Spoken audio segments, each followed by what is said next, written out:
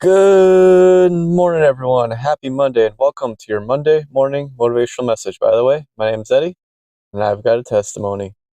So I have a lot of ideas for videos I can do later on. So if you don't want to miss any videos, all you have to do is simply hit that subscribe button down below.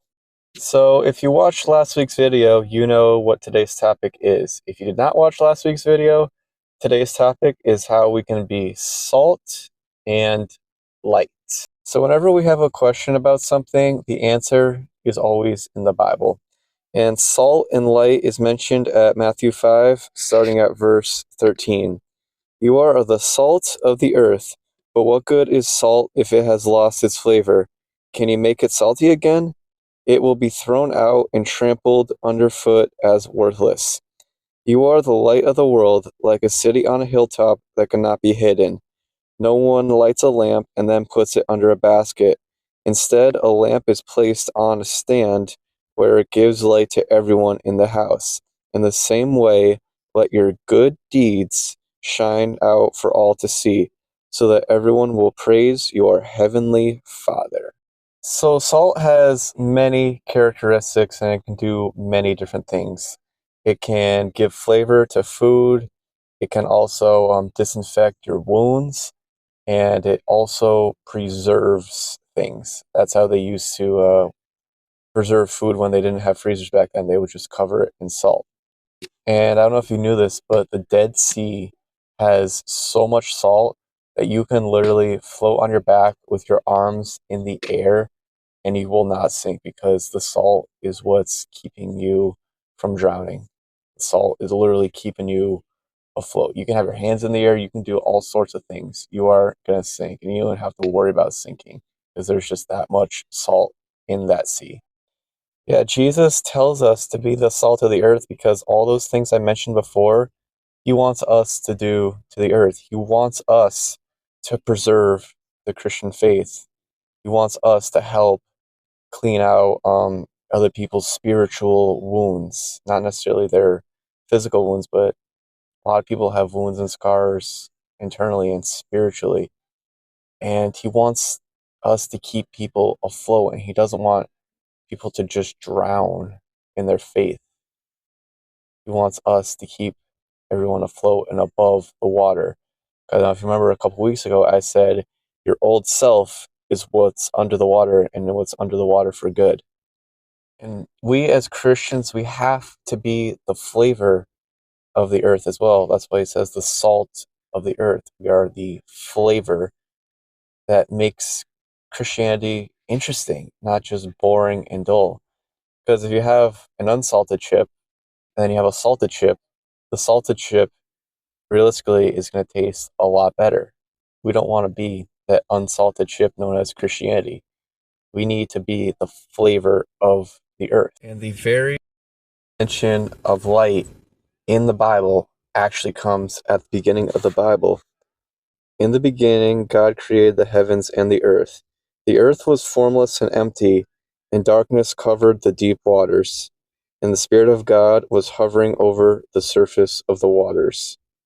Then God said, "Let there be light." And there was light. And God saw that the light was good. Then he separated the light from the darkness. God called the light day, and the darkness night. And evening passed, and morning came, marking the first day. A very good question on being the light of the world is this. I want you to picture you are walking down the street and it's pitch black outside. Nobody has their lights on. There's no cars on the road. There are no street lamps anywhere. It's just pitch black outside. You don't even have your phone or a flashlight on you. And then you see one house that has their light on. And now you can finally see. That's what God's telling us to be, the light, so that people can see what he has done and what he wants us to do. And a good example on how we can be the light to another person is this. Imagine someone is in a tunnel, and again, it's pitch black. And then they look in the distance, and then they see the light at the end of the tunnel. Jesus is the light at the end of the tunnel. but we are going to be the light that brings them to the end of that tunnel.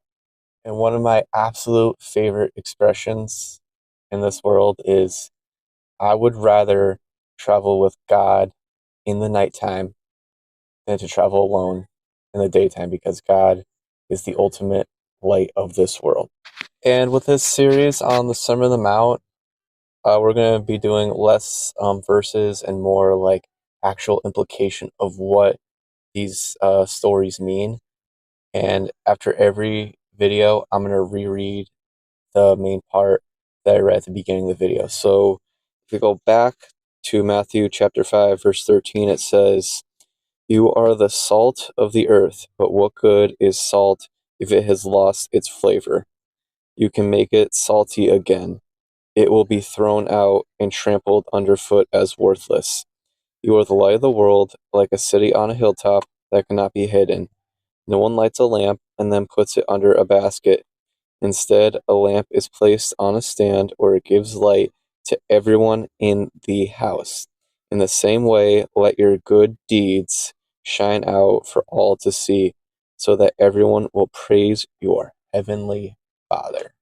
I hope this motivational message today gave you a better understanding of what it means to be salt and light. If you enjoyed this video, hit the thumbs up button. And if you don't want to miss any more videos coming up, simply hit the subscribe button. God bless all of you guys. Hope you enjoyed your Monday morning motivational message, and peace.